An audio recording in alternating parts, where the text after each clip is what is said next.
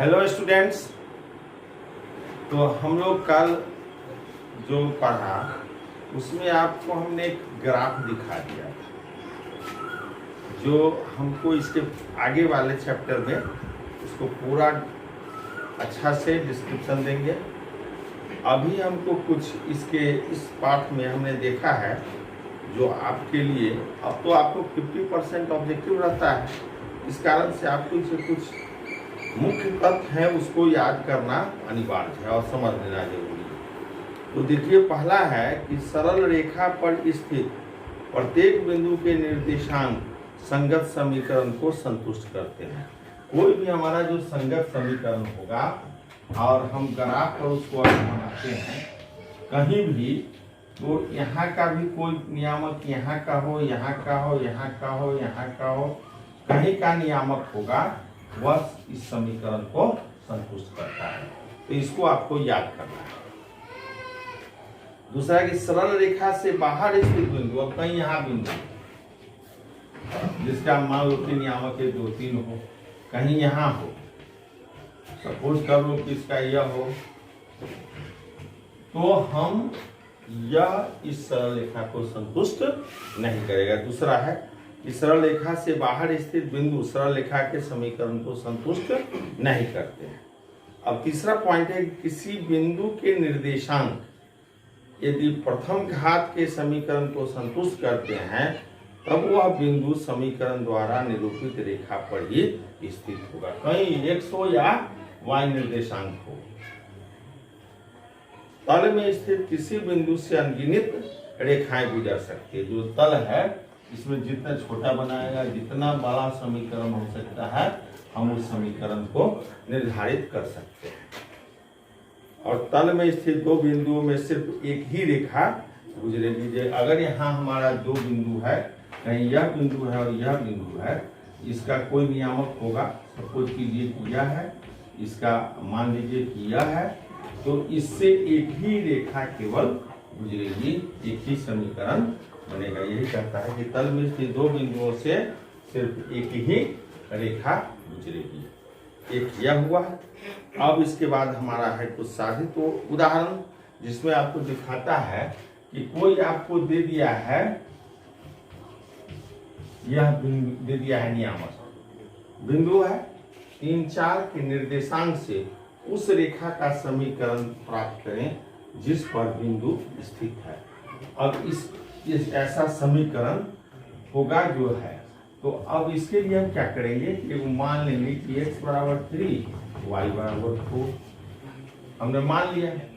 तो हमारा एक समीकरण अगर x plus y is equal to 7 अगर लिखते हैं तो हमारा यह इसका जो हम ग्राफ कल बताए थे और इसका जो ग्राफ बनेगा कल बताया था, कुछ एक समीकरण का हमने ग्राफ 4 गो टेबल निकाल के 4 अंक से उसको अलग अलग मान से निकाले थे ना, उसी तरह से अगर इस समीकरण को हम से ग्राफ बनाएंगे तो उसमें यह बिंदु आपको निश्चित रूप से प्राप्त होगा। या ऐसा भी हो सकता है रूप में y minus x, y minus x तो 4 माइनस 3।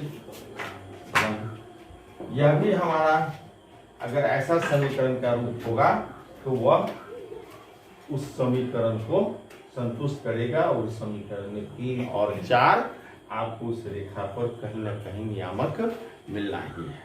तीसरा, अगर हम इसको y बराबर 4/3 x के रूप में भी लिखेंगे तो हमारा यह मिलेगा। कैसे किया हमने, जैसे देखिए y हमने ऐसे ही कहां से प्राप्त किया, तो y बटा x कर दिया। तो यहाँ जब y बटा x किया तो इसका भी हमने भाग ले लिया, 4/3 कर दिया, y क्रॉस कर दिया, y is equal to 4/3 x। यह भी एक समीकरण हो गया। तो इस नियामक से, इस बिंदु से हमको अलग अलग समीकरण प्राप्त हो सकता है, जो जिसका रूप ऐसा भी हो सकता है, ऐसा भी हो सकता है और ऐसा भी हो सकता है।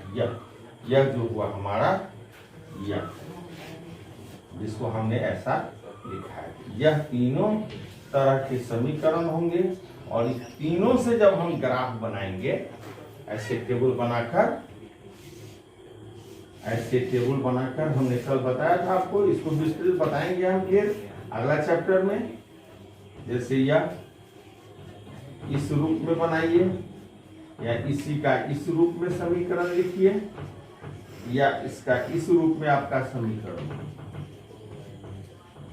इस तीनों रूप में अगर आपका समीकरण होगा तो कोई यह छोड़कर आप कोई भी मान इसमें दे दीजिएगा और इससे जो आपका ग्राफ निकलेगा तो उसमें आपका 3 होगा। जैसे मान लीजिए कि यहाँ 3 है, यहाँ 4 है, तो देखिए यह पॉइंट अपने आप आपको मिल जाएगा 3, 4। अगर गलत होगा तो यह पॉइंट नहीं मिलेगा। तो यह हो गया कि आपको क्वेश्चन में है कि 3, 4 बिंदु निर्देशांक से उस रेखा का समीकरण प्राप्त करें जो जिस पर बिंदु स्थित है। ठीक है। अब नेक्स्ट हमारा प्रश्नावली 3.2 हम लोग चल रहे हैं।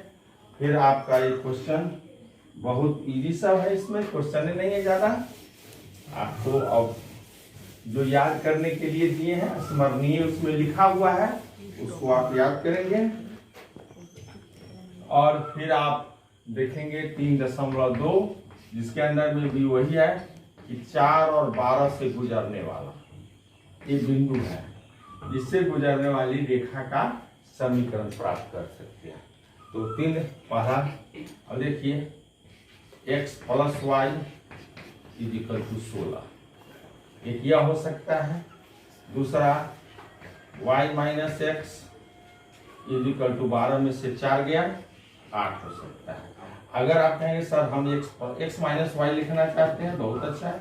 x - y तो 4 - 12 -8 ऐसा इक्वेशन होगा। अब हमको ये सारे में क्या आया, x = 4 और y = 12। हम इसको अगर y/x लिखते हैं तो हमको लिखना पड़ेगा 12/4 और y = हमारा हो जाएगा 12/4x। यह कट सकता है, 4 या 12, y = 3x। इस तीनों समीकरण को इससे जानते हैं, इससे आपको 3, 3, 6 3 ग्राफ मिलेंगे और सभी ग्राफ पर जैसे इसमें 3 और 4 बिंदु मिलेंगे, ठीक उसी तरह से अगर आप एक टेबल अलग बनाते हैं इसका और यहाँ लिखते हैं x + y = 16, फिर इसका बनाते हैं अलग हिसाब से, फिर 4 मान देते हैं, यह हो गया y - x = 8। फिर आप इसका बनाते हैं, अगर इसी का मन है फिर एक क्वेश्चन आपका अलग हो सकता है यह, फिर इसका आप टेबल बनाइएगा x - y = -8। एक यह है, इसका भी आप बनाइएगा y = 3x। अब इस टेबल आपका तैयार होगा।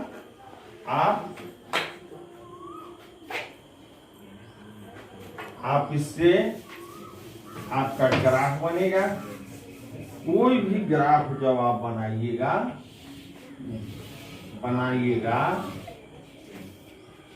तो उसके अंदर में 4 कहीं पॉइंट होगा और कहीं 12 होगा, जो आपको यह इसको इस तरह से होगा। 4 ये बहुत आगे चला गया है, यहाँ होगा तो आपको यह पॉइंट अवश्य मिलेगा। यही कहता है। यह तरीका हो गया।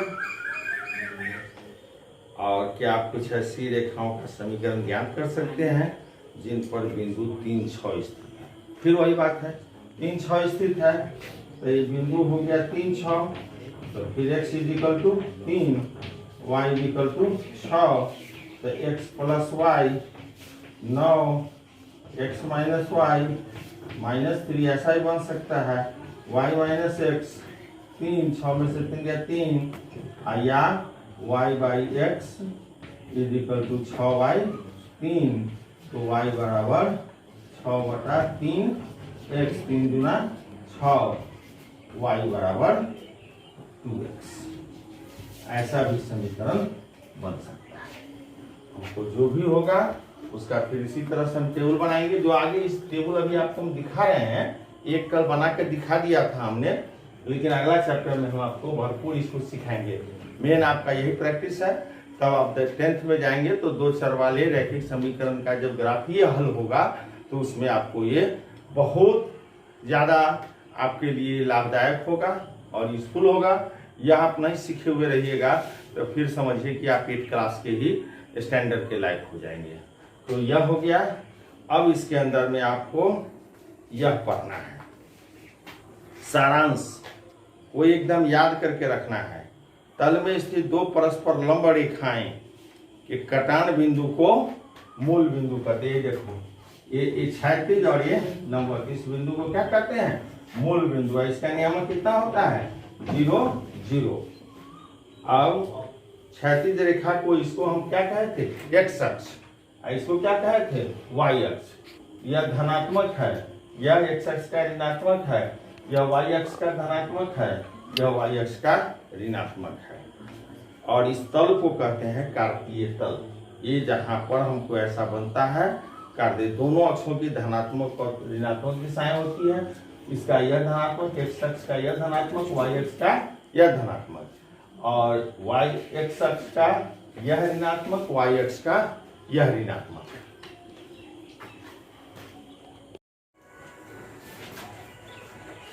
हम लोग 2 अक्षों के धनात्मक ऋणात्मक दिशाएं भी होती है। देखो यह x है, इसका ये धनात्मक पार्ट हो गया, ये ऋणात्मक, या y है तो यह धनात्मक पार्ट हो गया, यह ऋणात्मक भाग हो गया। अब कहता है कि दोनों अक्ष पूरे तल को 4 समान भाग में, देखो यह x 4 भाग में, 1 2 3 4, और जो 4 भाग है इसको हमने इससे पहले ही बता दिया था कि प्रथम पाद, द्वितीय पाद, तृतीय पाद, चतुर्थ पाद। प्रथम पाद का चिन्ह भी बता दिया था, प्लस प्लस, इसमें x माइनस वाई प्लस, इसमें x माइनस वाई माइनस, और इसमें x प्लस वाई माइनस। तो यह हो गया। और इसको कहते हैं क्वाड्रेंट, चतुर्थांश, या प्रथम पाद, द्वितीय पाद, तृतीय पाद, चतुर्थ पाद। आप तल के स्थित किसी बिंदु x की दूरी को, x अक्ष की दूरी को हम कहेंगे कोटि, और y अक्ष की दूरी को कहेंगे भुज। और भुज हो गया हमारा x, कोटि हो गया y। तो दूरी दूरी दूरी मतलब यह हुआ, यह दूरी कहीं से यहीं से मूल बिंदु से लेते यह दूरी, ये कुछ भी हो सकता है, 1 2 इकाई, 3 इकाई, 4 इकाई, कुछ भी हो सकता है। और मूल बिंदु का नियामक, ये मूल बिंदु है, इसका नियामक 0 0 होता है। एक्स अक्ष पर स्थित किसी बिंदु का नियामक, देखो यहां से लेके यहां तक ही एक्स अक्ष है, भले ही धनात्मक है या ऋणात्मक। इस बिंदु पर हमारा कहीं भी एक्स अक्ष पर कोई नियामक होगा तो एक्स का जो नियामक होगा वह, और वाई का नियामक क्या होगा? 0। जैसे यहाँ 5 है तो 5,0, यानी इधर अगर आते हो तो यह -x, 0, यानी y अक्ष y हो जाएगा 0। यही कहता है कि x 0 x अक्ष पर, ठीक y अक्ष पर तो 0, y। ध्यान रखना है, x अक्ष पर स्थित होगा तो x, 0, और y अक्ष पर होगा तो नॉट y, 0, 0, y, क्योंकि हम हमेशा y को बाद में लिखते हैं। भुज तब कोटि। 2 बिंदुओं नियामक समान है, 2 बिंदुओं के नियामक x1 y1 तथा x2 y2 समान है, तो x1 बराबर x2 और y1 बराबर y2। यानी दोनों का, अगर इसका भी x1 y1 और x2 y2, यह अगर दोनों समान है तो यह बराबर यह और यह बराबर यह। जैसे यही देखो 2 3 और 2 3 हो, 2 का नियामक अलग अलग, इसका भी हो गया और इसका भी बराबर हो गया। और चतुर्थांश का नियम हम इसमें आपको किताब में दिया है, अभी मैं आपको चिन्ह परिपाटी पहले ही दे दिया था। x धनात्मक, इसका प्रथम पाद x धनात्मक y धनात्मक, इसमें दूसरा पाद में x ऋणात्मक y धनात्मक, तीसरा पाद में x भी ऋणात्मक y भी ऋणात्मक, और चतुर्थ पाद में x धनात्मक और y ऋणात्मक।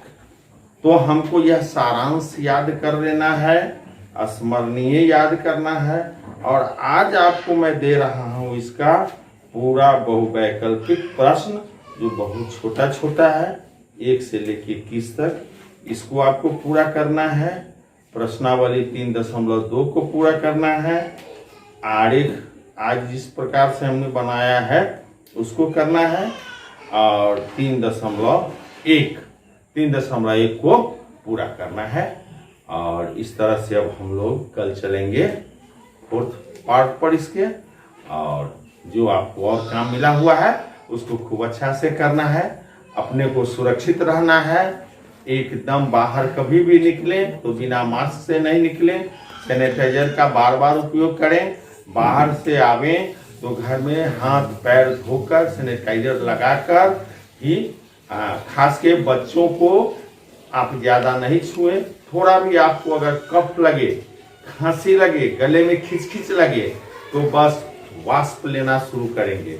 भाप जैसे कि आपका पानी खौल गया, ले आइए और एक गमछा रखिए या तौलिया, उसको ऐसे ढककर और उसमें थोड़ा सा विक्स डाल दीजिए और उसको इनहेल कीजिए, श्वास लीजिए।